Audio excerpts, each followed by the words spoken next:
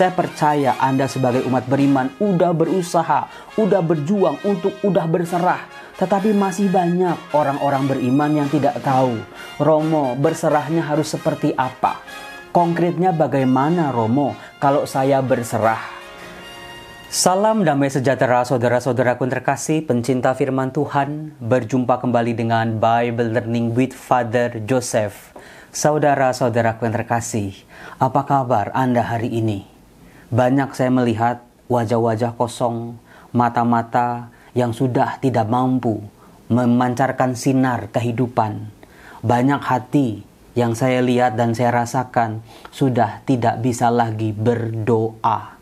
Masalah demi masalah, persoalan demi persoalan yang tidak sanggup kita selesaikan, masalah yang datang silih berganti, membuat kemampuan kita untuk berdoa, kemampuan kita untuk berkomunikasi dengan Tuhan pada akhirnya berkurang sampai akhirnya hilang sama sekali. Seolah-olah udah nggak ada lagi keinginan untuk berdoa. Kita kehilangan kemampuan kita untuk menyapa Tuhan. Saudara-saudara, itulah yang akhir-akhir ini mengapa video-video Bible Learning mengajak Anda semua untuk berdoa.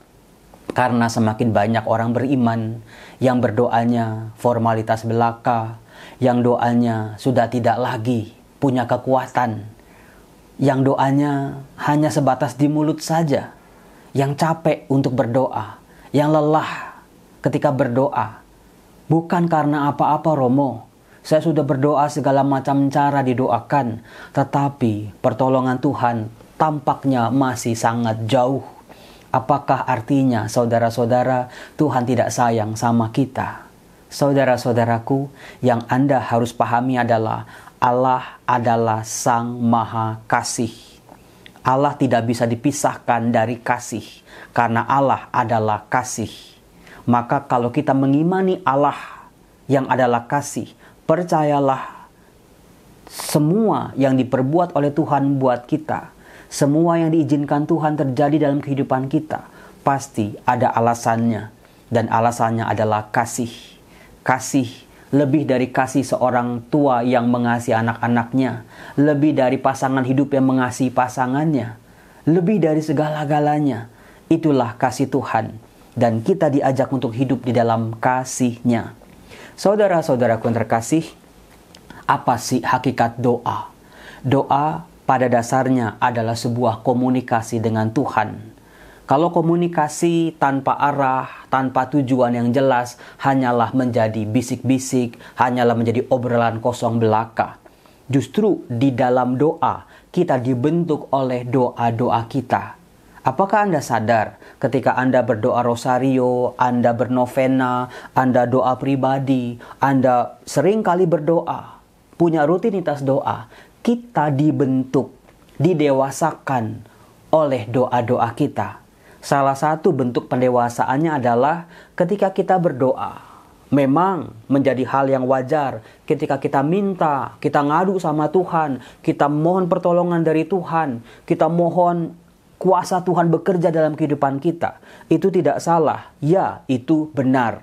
Tetapi ketika kita dibentuk oleh doa-doa kita, kita didewasakan iman kita oleh doa-doa kita, akhir dari bincang-bincang kita sama Tuhan adalah sebuah penyerahan diri kita. Berserah bukan berarti kalah. Berserah bukan berarti menyerah.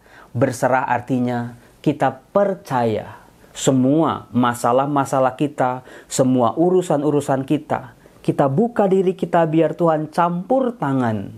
Tuhan bukan lagi pikiranku yang berkuasa, bukan lagi kehendakku, bukan lagi mauku Tuhan harus begini, harus begitu, tetapi sesuai dengan kehendaknya. Bahasa Alkitabnya diserukan oleh Bunda Maria 2000 tahun yang lalu, terjadilah padaku menurut kehendakmu, bukan kehendakku Tuhan. Nah, seperti itulah seharusnya doa mendewasakan kita. Saudara-saudaraku terkasih, kita bisa dibantu oleh beberapa ayat kitab suci yang akan saya ungkap, yang bisa membantu kita untuk berserah dalam doa. Saya percaya Anda sebagai umat beriman udah berusaha, udah berjuang untuk udah berserah. Tetapi masih banyak orang-orang beriman yang tidak tahu, Romo, berserahnya harus seperti apa? Konkretnya bagaimana, Romo, kalau saya berserah? Apakah ya udahlah, terserah Tuhan mau bagaimana, jalani aja hidup? Apakah seperti itu? Apakah ketika kita berserah, kita betul-betul nggak punya lagi kepribadian di hadapan Tuhan? Tuhan pasti tidak menghendaki yang seperti itu. Apa arti berserah? Saya akan dibantu oleh beberapa ayat kitab suci yang bisa Anda renungkan dalam doa-doa Anda. Yang pertama adalah Mazmur bab 37 ayat 1 sampai ayat 3. Mazmur bab 37 ayat 1 sampai ayat 3.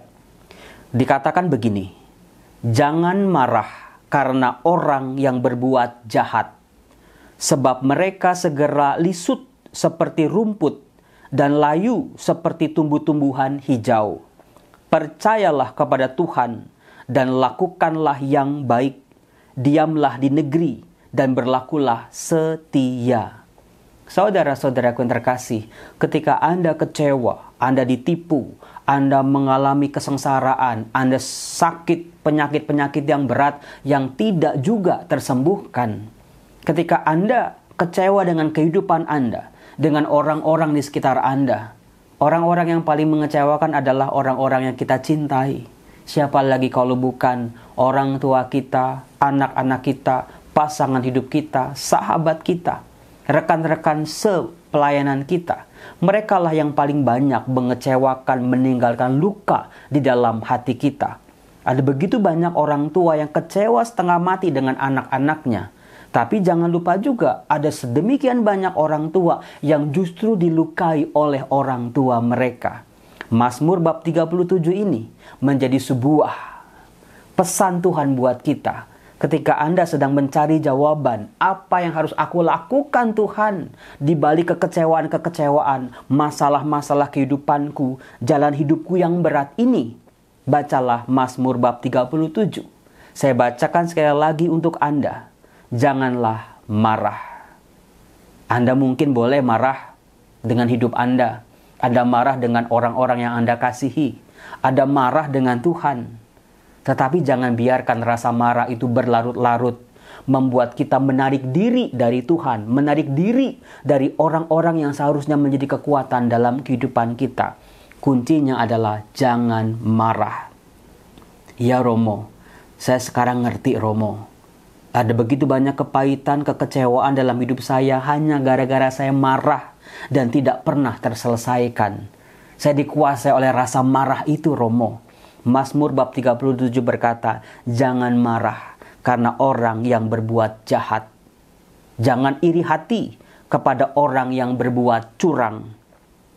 Sebab mereka segera lisut seperti lumput dan layu seperti tumbuh-tumbuhan hijau. Percayalah kepada Tuhan dan lakukanlah yang baik. Saudara-saudara, orang yang paling sering dikecewakan sebetulnya adalah orang baik. Karena dunia semakin banyak orang-orang yang tidak baik. Tapi pesan Tuhan buat kita dari Mazmur bab 37 adalah tetap berbuat baik. Diam di negeri dan berlakulah setia. Kuncinya itu. Jadi kalau Anda bertanya, Romo, penyerahan diri macam apa Romo? Jawabannya tadi 2. Jangan marah, tetap berlaku baik dan setia. Mudah-mudahan Mazmur ini menjawab pertanyaan-pertanyaan Anda yang kecewa bertubi-tubi berlarut-larut dalam kehidupan. Ulangi silakan, jangan marah dan tetap berbuat baik. Nah, kemudian saudara-saudaraku, ada ayat kitab suci yang kedua yang diambil dari Filipi bab 4 ayat 6. Apa yang bisa kita pelajari di sini? Apa arti berserah kepada Tuhan dalam doa-doa kita?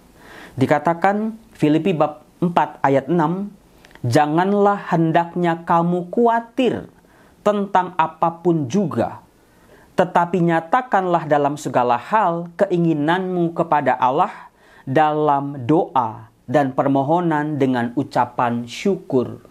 Seringkali saudara-saudara kita khawatir dengan hidup. Ya iya Romo, siapa sih yang nggak khawatir dalam hidup di era yang seperti sekarang ini? Ketika bayaran-bayaran anak sekolah, kuliah anak, cicilan rumah, cicilan mobil, semua cicilan-cicilan numpuk. Siapa yang nggak khawatir Romo? Lihat pergaulan anak-anak zaman sekarang, siapa yang nggak khawatir ngelepas anak gitu main sama temen-temennya, pulang larut malam dengan berbagai macam bahaya-bahaya yang bisa kita prediksi sebetulnya. Siapa yang nggak khawatir? Kekhawatiran adalah hal yang manusiawi. Tetapi Filipi bab 4 ayat 6 berpesan buat kita, jangan kamu khawatir tentang apapun juga. Belajarlah menyerahkan kekhawatiran kita kepada Tuhan. Itulah arti penyerahan diri dalam doa. Tuhan, kuserahkan kekhawatiranku Tuhan tentang masa depan anak-anakku, cucuku, keuanganku, kesehatanku, pekerjaanku, karirku, semuanya Tuhan, kuserahkan. Jangan sampai aku khawatir dalam hidup. Lalu dikatakan, nyatakanlah dalam segala hal keinginanmu kepada Allah dalam doa dan permohonan dengan ucapan syukur. Doa bukan sekedar berdoa, tetapi doa dan permohonan dengan ucapan syukur. Jangan-jangan selama ini kita menjadi pribadi-pribadi yang sulit untuk bersyukur. Gimana mau bersyukur Romo, lihat suami kayak begitu, lihat istri kayak begitu, lihat anak-anak kayak begitu, lihat masa depan kayak begitu, lihat pekerjaan kayak begitu Romo. Bagaimana saya bisa bersyukur? Tetapi firman Tuhan, Filipi bab 4 ayat 6, sekecil apapun pemberian Tuhan, sekecil apapun rahmat di mata kita, syukuri. Terima kasih Tuhan untuk berrezeki-rezekiku, untuk kesehatanku, untuk nafasku, untuk kehidupan yang boleh aku lalui hari-hari. Meskipun berat Tuhan, terima kasih. Itu. Nah, kemudian saudara-saudara, teks yang lain. Setelah tadi jangan khawatir dan bersyukur, sekarang teks yang ketiga diambil dari Ulangan bab 28 ayat 13. Ulangan bab 28 ayat 13. Di situ dikatakan seperti ini. Tuhan akan mengangkat engkau menjadi kepala dan bukan menjadi ekor. Engkau akan tetap naik dan bukan turun. Apabila engkau mendengarkan perintah Tuhan Allahmu yang kusampaikan pada hari ini, kau lakukan dengan setia. Ada sebuah rencana Tuhan buat saya, buat Anda, buat semua dari kita, orang-orang percaya. Tuhan akan menjadikan kita kepala, bukan cuman ekor. Tuhan akan mengangkat kita naik, bukan turun. Saudara-saudaraku yang terkasih, mudah-mudahan ayat ini sungguh-sungguh membuka pikiran Anda. Tuhan yang menciptakan kita, kehendak Tuhan kayak apa sih Romo buat saya? Tuhan mau kita jadi kepala. Bukan sebagai ekor yang diinjek, ekor yang cuma ngikutin aja kemana orang-orang memaksa kita. Tuhan, oh iya bener Romo Yosef bilang, di Ulangan bab 28 ayat 13 ini, Tuhan berencana aku menjadi kepala, memimpin. Hal yang paling susah dipimpin adalah bukan orang-orang lain, tetapi diri kita sendiri. Nafsu-nafsu kita, rasa marah kita, rasa kekecewaan kita. Itu kita harus berkuasa atas diri kita. Itu yang pertama. Kita tidak bisa memimpin orang lain sebelum kita bisa memimpin diri kita sendiri. Kita nggak bisa maksa orang buat berdoa kalau diri kita juga belum berdoa atau tidak berdoa. Kita tidak bisa memaksa orang lain mengampuni kita sebelum kita belajar mengampuni mereka. Itu saudara-saudara yang dimaksud. Tuhan mau kita naik, bukan turun sebagaimana yang terjadi saat ini. Asal syaratnya adalah dengarkanlah perintah Tuhan dan berlakulah dengan setia. Udah setia belum? Romo, iya Romo. Kalau Romo nggak ngomong saya juga nggak sadar Romo. Saya mungkin kalau ikut Tuhan cuma gara-gara ya kalau itu menyenangkan saya, kalau menguntungkan saya. Tapi ketika diproses sama Tuhan dalam ujian cobaan, saya berpaling tidak lagi setia. Setialah dalam suka dan duka. Setialah dalam segala rencana bentukan-bentukan Tuhan. Percayalah Tuhan akan menjadikan kita kepala, bukan ekor. Bagus bukan saudara-saudara? Kemudian ayat yang keempat yang bisa juga membantu Anda adalah 1 Timotius bab 4 ayat 12. Di situ dikatakan, jangan seorang pun menganggap engkau rendah karena engkau muda. Jadilah teladan bagi orang-orang percaya dalam perkataanmu, dalam segala tingkah lakumu, dalam kasihmu, dalam kesetiaanmu, dan dalam kesucianmu. Dari sini kita diajak untuk menjadi teladan. Apa maksudnya, Romo? Saya juga nggak bersih-bersih banget, Romo. Saya nggak suci-suci banget, Romo. Saudara-saudara, dunia ini kurang teladan. Orang yang ngomong baik-baik banyak. Orang yang ngomong suci-suci banyak. Tetapi ada berapa orang yang bisa memberikan teladan dalam kehidupan kita? Dalam hal perbuatan, perkataan, kasih, kesetiaan, dan juga kesucian. Kita tidak bisa merubah dunia sebelum kita merubah diri kita sendiri. Kita nggak bisa menjadi teladan buat jemaat-jemaat Allah sebelum kita bisa menjadi teladan buat orang-orang terdekat kita. Siapa lagi kalau bukan keluarga kita, komunitas kita. Itulah saudara-saudara, Tuhan mau kita naik kelas. Bukan lagi dibuntut, tapi sebagai kepala menjadi teladan. Berlomba-lombalah menjadi teladan. Bukan bermaksud untuk pamer, bukan bermaksud untuk sombong, jatuh dalam kesombongan rohani, sukanya mengkritik-mengkritik, tetapi koreksi diri. Ini yang pertama-tama. Koreksi diri dalam hal-hal kecil. Bisa memahami orang lain. Kunci untuk menjadi teladan adalah bisa memahami orang lain. Sesuatu yang benar bisa jadi nggak benar karena cara penyampaiannya salah. Maka dari itu saudara-saudara, silakan Anda pahami itu. Dalam penyerahan diriku, aku harus jadi teladan. Ketika Anda sakit di tengah keluarga Anda, bagaimana Anda bisa menjadi teladan buat mereka-mereka yang ada di sekitar Anda. Jadilah teladan dalam hal kesucian, kesetiaan, berlaku baik pada Tuhan. Itu yang luar biasa.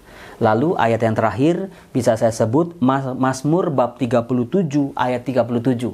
Ini gampang untuk dihafal. Mazmur 37 ayat 37. Dikatakan begini. Perhatikanlah orang yang tulus dan lihatlah kepada orang yang jujur. Sebab pada orang yang suka damai akan ada masa depan.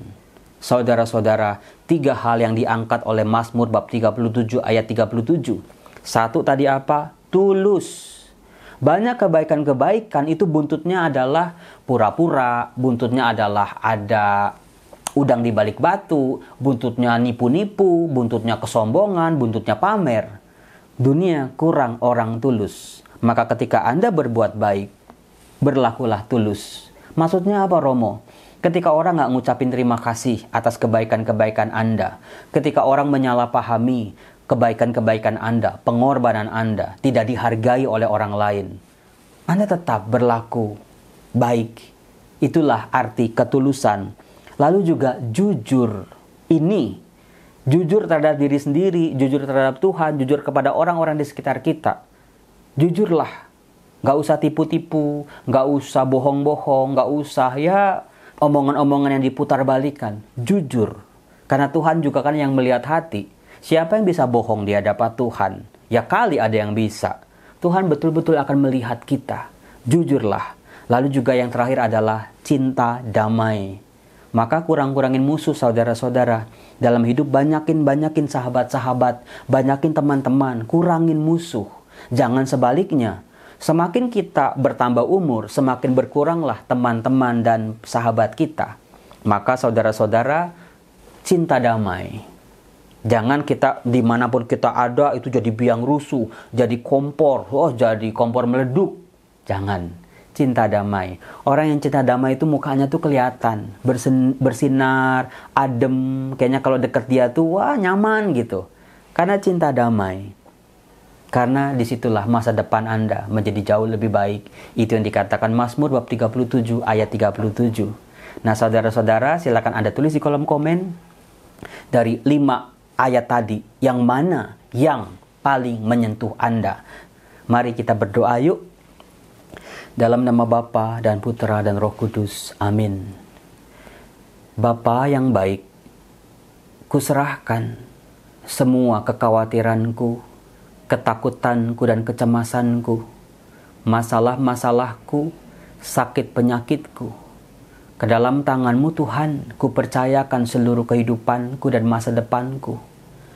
Ini Tuhan kekhawatiranku. Ambillah Tuhan. Tempelkanlah di salib-Mu. Biarlah aku boleh berjalan dalam rasa percaya. Ku serahkan semuanya.